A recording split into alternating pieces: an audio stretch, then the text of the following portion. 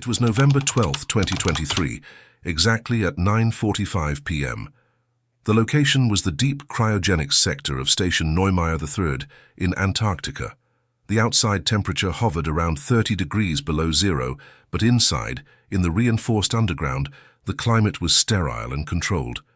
I was holding a biometric monitoring tablet, trying to keep my hands steady. In front of me, separated by triple-paned polycarbonate glass, stood a cylindrical tank filled with a viscous, yellowish liquid. The man, standing next to me, an elderly gentleman who arrived in an unmarked helicopter, didn't seem to feel the cold. He wore a black civilian parka, but underneath I saw the clerical collar and the fisherman's ring on his right ring finger when he removed his glove. He wasn't there to pray. He was there to inspect inventory. He approached the glass, wiped away the condensation with his bare hand, and looked at the face floating inside. I looked too, and my brain stopped. The medical logic I had, followed for 40 years, unraveled. The face inside the tank wasn't just human, it was the most famous face of the 20th century, a face I saw in newspapers, on television, and in obituaries years ago. His date of death was public record. The funeral was broadcast to billions. So why was he here floating in suspended animation, looking 30 years younger than when he died?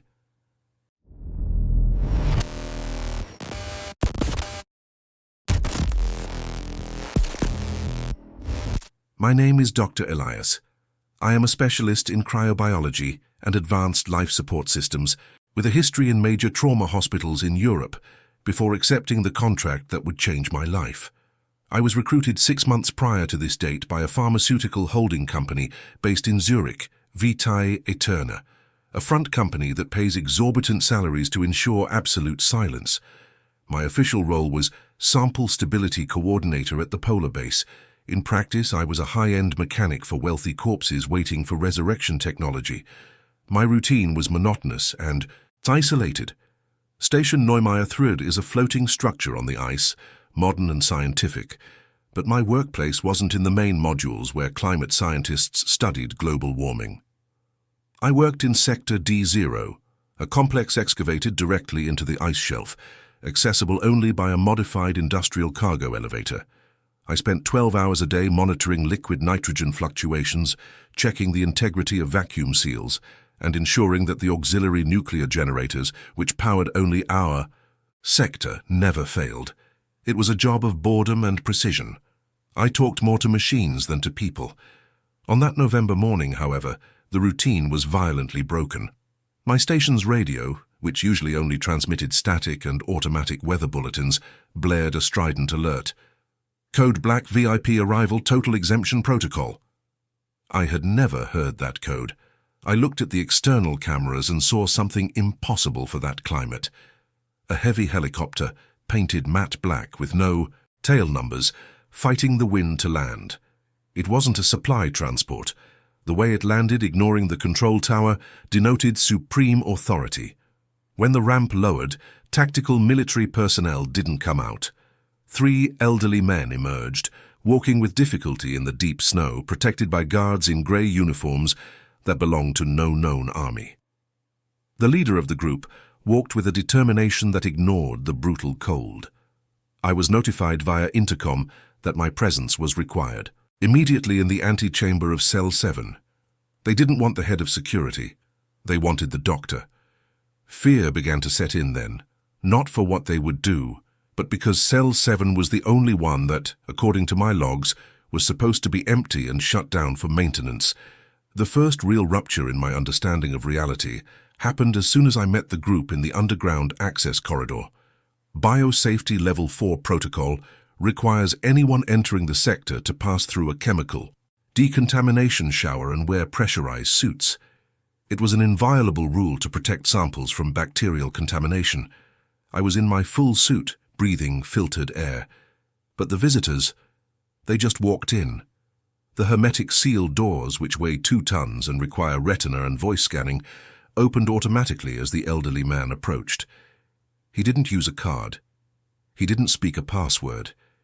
He carried a small device in his pocket, something that looked like an ancient transponder, which, overrode the most advanced security systems in the world. They entered the sterile corridor, wearing their civilian clothes, bringing dust, bacteria, and dirt from the outside world into the cleanest sanctuary on Earth. The smell that invaded the corridor as they passed me was the detail that nauseated me. They didn't smell of disinfectant or ozone like everything else there. They smelled of ancient incense, candle wax, and something metallic, like old blood. The leader stopped in front of me. Up close, I noticed his skin was thin as paper, and his eyes held the hardness of someone who has seen empires fall. He didn't introduce himself. He just said in a low, raspy voice, "Where is the vessel?" He didn't call it a patient. He didn't call it a body. He called it a vessel. I tried to argue about contamination, stammered about the risks to the samples. One of the guards, a tall man with an Italian accent, placed his hand on my chest and pushed me gently, but with immovable force, against the wall. "Just open the viewing panel, Doctor," he said. The tension in the hallway shifted. I realized that the base security, the mercenaries I knew and had coffee with, were gone. The corridor was empty. They had taken control of the entire facility without firing a shot. I was alone with them. I swallowed hard, typed my operator code into the wall panel, and the antechamber lights turned on, revealing the door to Cell 7 that I swore was deactivated. The panel read, "Occupied." My monthly reports were a lie that I myself had signed unknowingly. The institutional silence inside the containment room was heavy, almost liturgical. The only ambient sound was the deep hum of liquid helium compressors, keeping the temperature near absolute zero. The room was vast with brushed steel walls, and in the center, like a profane altar, stood the main tank of Cell 7. Unlike the other modules that looked like industrial coffins, this one was vertical, a 3-meter-high reinforced glass cylinder surrounded by robotic arms and dark monitors. The group of visitors positioned themselves around the tank with disturbing familiarity. They didn't look at the equipment with scientific curiosity. They looked as if they owned the furniture. The leader made a subtle gesture, and the other two men began to prepare the environment. They didn't pull out surgical instruments. They took objects from a leather case that looked like they belonged in an 18th century museum, a silver, thurible, a book bound in dark skin and vials of oil. I felt like an intruder in my own lab. The feeling of suppression was physical. I wanted to ask what was happening, but my throat was closed. I took refuge in my technical role. I went to the main control console to verify the tank's stability, trying to ignore the bizarre ritual starting behind me. When I tried to access the unit's temperature history, the system locked me out. The screen displayed a message in Latin, "Custodiae Sacrae," sacred guard. That wasn't pharmaceutical software. Someone had rewritten the machine's firmware. I looked at the other tanks in the room, cells 1 through 6. All of them had normal green status lights. Only Cell 7 operated with that archaic and secret operating system. The omission was clear. The company I worked for was just a shell. The true owner of that basement was standing right there, praying in Latin while checking if the creature in the glass was well preserved. They were hiding this not just from the public, but from science itself. The level of conspiracy required to keep this running demanded the resources of a sovereign state. And here they were. The most grave discovery happened when the leader ordered me to activate the tank's internal lighting. "Lights at 30%, he commanded. "We don't want to damage the pigmentation." I obeyed, turning the control dial. The soft LED light inside the cylinder turned on, illuminating the yellowish preservative fluid. The liquid was dense, made to suspend gravity and prevent tissues from collapsing over time. It was at this moment, as I looked at the biometric data that finally appeared on a secondary screen I managed to visually hack, that cold terror hit me. The numbers didn't make sense for a corpse. A cryogenically preserved body is biologically inert. There is no electrical activity. There is no metabolism. But the monitor showed an active EEG, electroencephalogram, reading. It was faint, a pattern of deep delta. Waves typical of dreamless sleep or induced coma, but it was there. The brain inside that tank was firing electrical impulses. There was thought. There was presence. And more.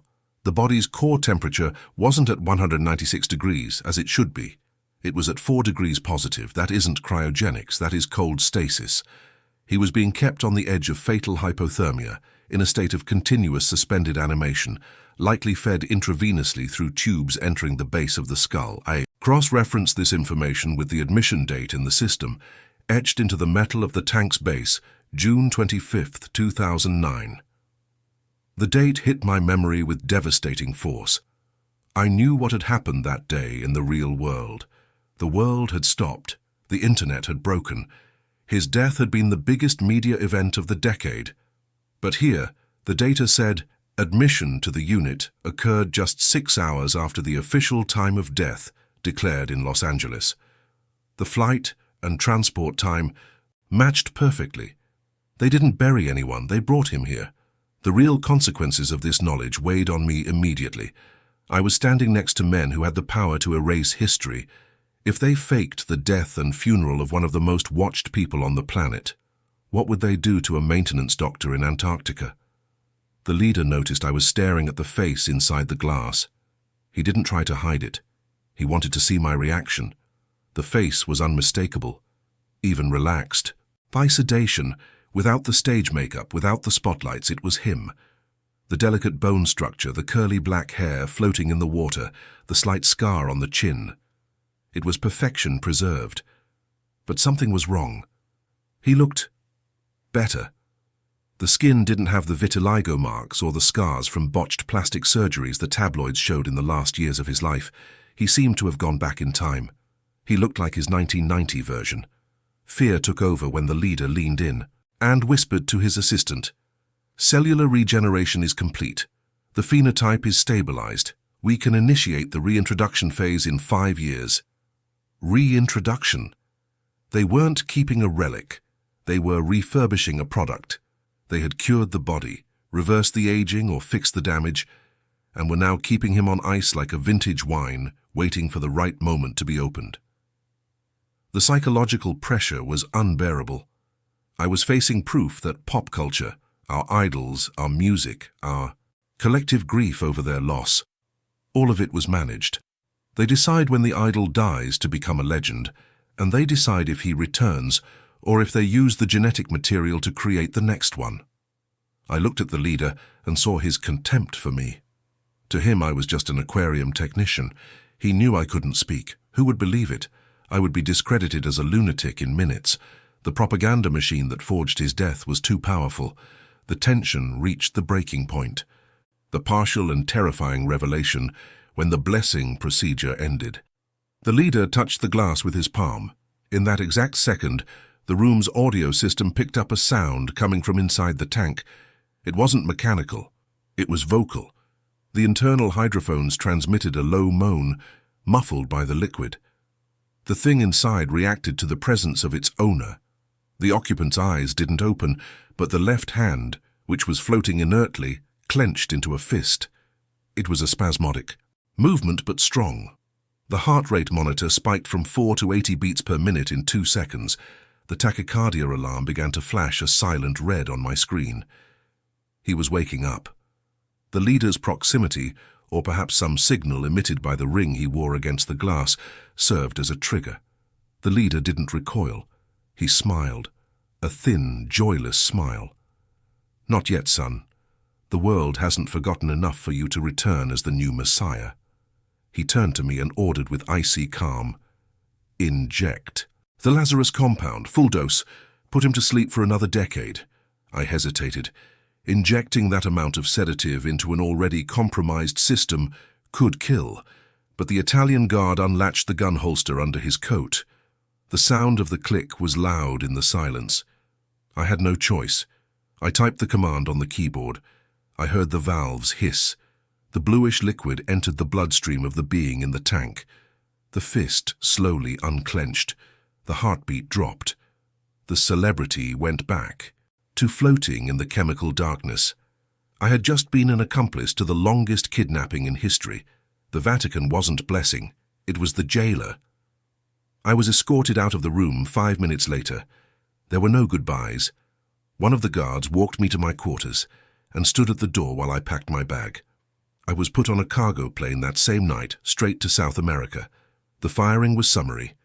The non-disclosure agreement I signed on the way out had clauses involving the safety of my family up to the third generation.